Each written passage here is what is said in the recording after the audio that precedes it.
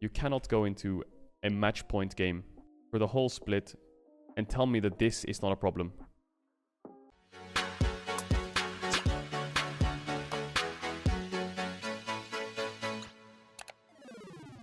The biggest problem I saw in the G2 Mad game was I did not understand a lot of the drafts from G2. The first one I understood. The first game, I think the draft was good. And I think that they had a really easy way to win the game. And they did. And I think the G2's execution in this game was amazing. I think that this game, game 1, was probably the best game G2's ever played this whole year. It was so fucking clean. I spoke to Mac about this brand ban. And he said, yeah, we didn't have anything to ban. So just ban brand. And I was like, what? And he's like, yeah, we did it before. We don't have anything to ban. Just ban something random. In a competitive game? Yeah, sure. And he's like, I'm one of the only coaches who will genuinely, if I have nothing to ban, I won't ban it. I won't ban anything. And okay. I mean, Jesus. Fucking alpha as hell, man. A few things I didn't get. I think the most important game was game 3, if we want to review anything. But let's just go through game 2 drafts real quick, because I just don't understand what's happening here. Because to me, Xin Zhao is the biggest win from game 1. Game 1, Xin Zhao looked unreal. This champ is really broken, works great with LeBlanc. You know, I think the first pick Lee Sin already threw me off guard. I think Xin Zhao would be a lot better, especially with LeBlanc down. Like LeBlanc Lee Sin is not going to happen. I think they should have first picked Xin Zhao. And then they always want to early rotate Tristana, which, okay, sure. This 1-2-3 from G2 is good. This is good, right? This is not bad at all. I think this is not bad at all. I think what Mad Lion's answer with is Kai'Sa, right? Yeah. I think G2 is slightly favored here, right? I just think that your better version of the draft is having Sin here instead of Lee, right? It's just better, I think. It's just a better version. Having Sin, Tristana, Syndra, I think it's just a better version of Lee Sin, Tristana, Syndra. But anyway, I don't think that's the biggest problem, because I think Jankos played great this game, honestly. I think if anyone played good this game, it was Jankos. And I think if anyone played good in game 1 and like carried the game, it was Jankos. Like Jankos was smurfing in game 1. It was unreal. In game 2 even, he was doing good. But obviously they lost. Game 3 and 4, I really disliked the Viego. And I think draft was the biggest thing for me. Yes, you can optimize the draft with Xin Zhao over Lee Sin right now. But here on the 4-5, I was also really confused by this Rakan ban. Like, why ban Rakan? There's Alistar down, Nautilus down. What are the 3 engaged supports that work with Kai'Sa? Alistar, Naut, Leona. And Leona is a champ which is first rotated in the LPL. First rotated. In the LCK, first rotated. Sometimes. Like, this champ is really high prio. So if anything is the best champ for them, it's Leona. And then, on top of everything, the player you're against has 9 games on Leona this split. His most played is Leona by fucking miles. Every single champ here is banned out, apart from his most played. These champs are banned out. They also ban Rakan. But he's a Leona OTP, and you just give it to him. And then your answer is Gragas? Surely it's better to ban Leona, give them Rakan, and then pick Gragas into Rakan. That sounds much better. Or Galio into Rakan. Or Rel into Rakan. Surely this is better, right? Surely. Mickey could even play Poppy into Rakan, you know? Okay, I'm stretching here a bit, but anything can be played into Rakan at that point. But Galio, Gragas are obviously the 1-2. So, big problem I have here is Leona, giving over Leona. This does not make sense to me with the Rakan ban. And then picking Gragas into Leona, sure, I can see it. The 2v2 is probably decent, but Leona is just so much stronger later on. Then the Tahm Kench blind. The Gwen answer, I actually didn't think it would be this strong, but it was. The Gwen answer was great. Armut, the reason he's picking Gwen is because they have 3 melee champs, and I think he can just shred through everyone. Cool. So that's game 2 draft that I had a problem with. Okay, so game 1 draft I think was fantastic. This was great. Because you have Braum into Leona, you have Varus, you have Xin Zhao, you have LeBlanc together. TF has no options, weak side top, everything works here. The problem here now is this difference between game 1 and game 2 is your jungle matchup is swapped, where I think Xin Zhao is favored. Your bot lane matchup is now not losing, but doesn't have as much pressure.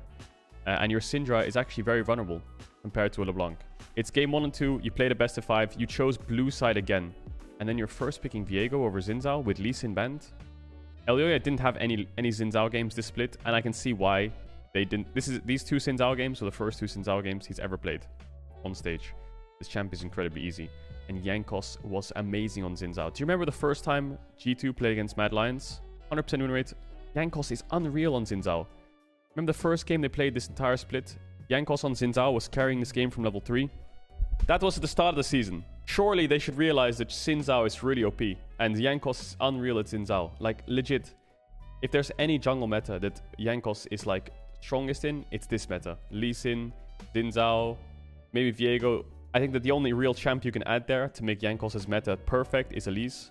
Because he was an old school Elise player as well, and he was really good at Elise. But this jungle meta is so good for Jankos. I think Jankos is in peak form. I genuinely think this is the peak Jankos we've seen all year. But I really don't think Viego was the champ to put him on. I think 100% it was a Xin Zhao. Anyway, they first pick Viego. So you have a similar draft. You know, you could have repeated Game 1. Game 1 draft, which G2 was so happy about, you could have repeated it. How? Well, you first pick Xin Zhao. And surprise, surprise, you pick Tristana LeBlanc. 80 jungle with LeBlanc, Tristana Varus, whatever. And they have TF. You can just run it back. You can just run back the exact same draft. Tahm Kench Ramundo swap out, perfect. Like, I think having Xin Zhao here would be fantastic. They blind pick Rakan. You go Nautilus here. I don't know if Nautilus was the best pick, to be honest. I feel like Leona, again, was just better. But maybe they think that Nautilus is better. I think Leona is better. I think this game, Game 3 and Game 1, were games where the draft wasn't that big of a problem, I think. Because even though G2 lost this game should have been won. This game should have been won. This one fight here fucks the game. Reckless goes aggressive, sure. Caps goes aggressive, sure. But now Reckless... Interestingly, the whole series played without cleanse, okay? And I'm going to say it right up here. Reckless made a big mistake here. Now, I don't want to say this was the game-losing mistake, but this was definitely a really big mistake. And let's see, saves Humanoid. Humanoid is dead. Humanoid is getting hooked into 3 people. He is one-shotted. But he knocks him away. And now Humanoid is not one-shotted. And now Kaiser can engage. And Humanoid's fine. And now you have to run because Mundo wasn't there. And now Reckless has no flash, no W. And he's dead. And you lost Baron. And now your LeBlanc can't do as much as he wanted to do, right? Because your LeBlanc was so far ahead that she could just pop people. But because they get Baron and even gold, now LeBlanc actually can't one-shot anyone. Like, this guy is stacked as fuck on MR. This guy's getting Sterak's, this guy has his MR, he's going to go towards Zhonya's now as well. And then the longer it goes, the harder it gets for LeBlanc. Just from items. It just keeps getting harder and harder and harder. This Baron fight as well, the game is kind of even now. G2, their positioning is just really bad. Like, look at this fight. This team fight was so awkward because Caps tries to make something happen. Caps is getting stun carded right now. So watch Caps. Stunned, okay? Watch Reckless. Jump away. Okay, so I think Reckless's jump away was really... Looks like he was afraid. And the reason he was afraid was because Kaiser was ulting in. So Caps is stunned. He sees Kaiser ulting. So Reckless jumps away. Reckless could have stayed here and kept on hitting. Maybe he could have kept on hitting Kaiser. Maybe he could have killed Kaiser. Who knows? Anyway, the big problem that G2 have here is 3 of your teammates are fighting in the middle of 5 of Mad Lions. And your 2 carries are just completely split. Xin Zhao ult is huge, right? The Xin Zhao is untouchable, so you could only really hit Kaiser and Armut. And Caps already W'd away. So, already W'd forward, sorry. So he has nothing. My point is, this is a 3v5 from the start. Your carries can't do shit. Reckless is hit twice. Caps does decent damage, but again, they have good defensive items. And now Wonder's dead. G2 run away, they push mid. They overextend for the Drake. They completely forgot about Baron. Like, I think they're going way too far here. It takes them a while to realize that, wait a second, they're going to do Nash. It's only until the TP that Reckless realizes, wait, oh shit, now I need to go back up. And by the time he gets there, it's kind of too late. Why? Because Caps dies. And as bad as this looks, for Caps, you can't blame Caps for that. Because if you watch actually how he died, if you look at Caps, this is what Caps sees. How can he survive that, honestly? You can't blame Caps for that. You can say, oh well, you can see the TP. But honestly, like, dude, imagine you're in a game 3, game 4, whatever this is, and this happens, you can't react. Even if he has flash, he doesn't. There's nothing he can do. So I can't blame Caps for that. So everything kind of fell apart for G2. They lost Nash, and now Mad Lions have control with Rapid Fire TF. Look at this. Rapid Fire TF. This is the power of Rapid Fire TF. Especially with some champs like Ezreal that can follow up. How can Mickey ever walk up when you have such short range champs? You know? The thing is, you start to slowly fall off. That's the problem. Into an Everfrost, into a knock-up. There's a lot of chain CC. And Caps is playing Glass Cannon LeBlanc, so there's really nothing you can do. The only one fight that G2 could have won was a little bit later on, I think. G2 could have won this fight, but I think here you should see the power of Xin Zhao. Right here, you should see the power of Xin Zhao. And not only does it win early, and it has so strong skirmishing tools, gank setup, whatever it is, it's right here that the Xin Zhao is like, dude, honestly, like look at Reckless. Just watch Reckless in Xin Zhao, please. It's like, what? This champ just lives through everything. Also, this ult was really good. This was a Nautilus auto attack to root him. And then Reckless ulting. So that was a really good ult from Reckless. Let's keep talking about draft. So game 3, G2 have lost. They threw the game. Let's say they threw the game. They're now 1-2 down. This is where the one I hate the most comes through. This draft was... Okay. It really feels like nothing has been absorbed. Xin Zhao is the strongest champion in this game so far. LeBlanc looked great, but it's banned. Syndra, sure, it was doing okay. Yeah, we can take Syndra.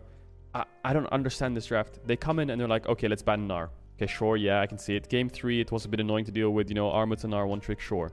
Dude, the whole of Armut's career, you cannot go into a match point game for the whole split and tell me that this is not a problem when you're blind picking Jace. Wukong counters Jace. Now, the way this Jace-Wukong matchup works is if you play topside for Jace, yes, Jace can get ahead. Yes, Jace has the push early. Yes, Jace wins trades 1-4. But if nothing happens until level 7, it's over. That's it. It's over. That's how this matchup works.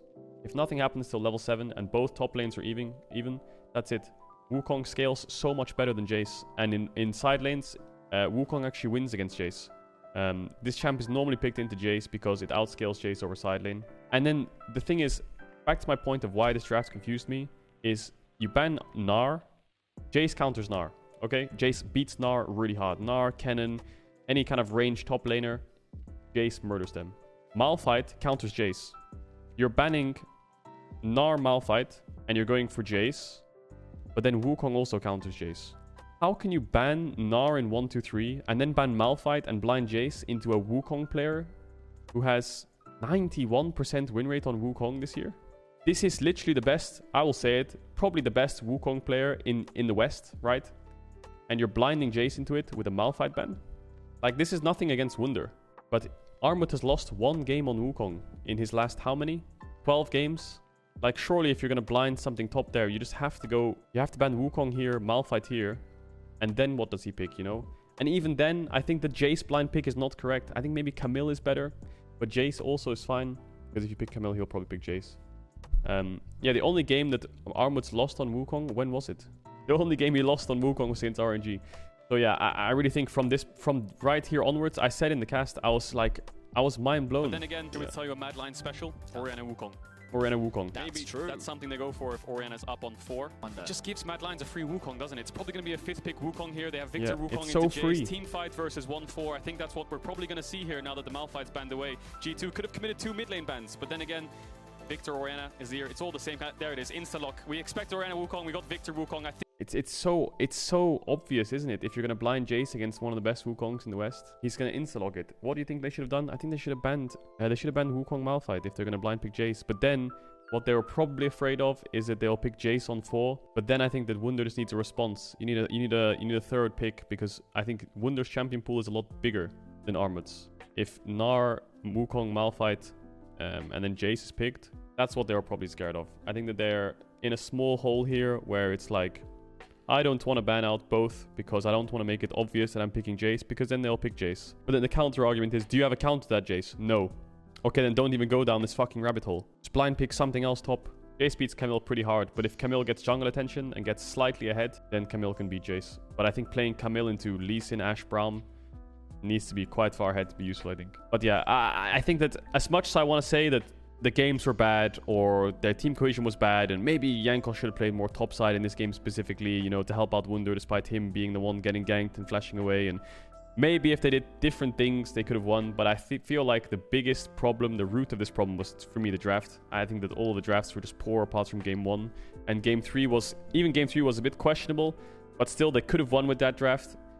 But I think this draft was, I'm going to say this was just really, really hard to win from draft, personally. Unless bot lane can get super far ahead, but you can't. You're playing Tristana Rell into Braum Ashe. Like, Mad G2 was an odd one to me. I think there's a lot of people asking what's the problem with G2 right now. I think G2 is like a web, and it's very hard to untangle what the problem is of the G2 web. Because on the outside, individually, they played not bad. I think in this series, you could argue that maybe top support didn't have great games. Mickey and Wunder, sure. Maybe Reckless could have done more. Yeah, Caps was playing great. Jankos was playing great. As a team, things just don't seem to be clicking. Maybe there's things we're missing outside of the game that we're not seeing. Because obviously we don't see everything. We don't see the behind the scenes. I think there's a lot of problems that are overlapping. There are all these small things that are adding up to something big. But I still feel like, given how the bracket is, I think they'll win this best of 5 and go to Worlds. I think G2 will still go to Worlds. I think Fnatic will beat Vitality, Fnatic will beat Misfits, and then G2 will beat Fnatic. Biased caster, G2 biased. No, I'm not biased. This was just my predictions. So my predictions on Euphoria were Rogue to win versus Misfits, Mad to win versus G2, because I think Mad is a great team that's kind of underrated. And then my predictions were Fnatic to beat Vitality. So if that happens, then I'm 3 for 3. And then it was Fnatic beat Misfits, and then G2 beat Fnatic, and then G2 go through. Fnatic is 2-0 versus G2 in the split. Yeah, but G2 is 2-0 versus Mad Lions in the split, and Mad Lions 3-1. Maybe the point there is that best of 1 is useless. Have you ever thought about that? Best of 1 doesn't tell anything. You ever thought about that?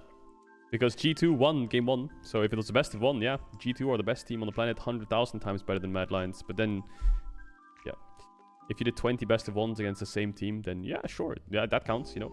But one best of 1 every couple of weeks. The thing is, I hate about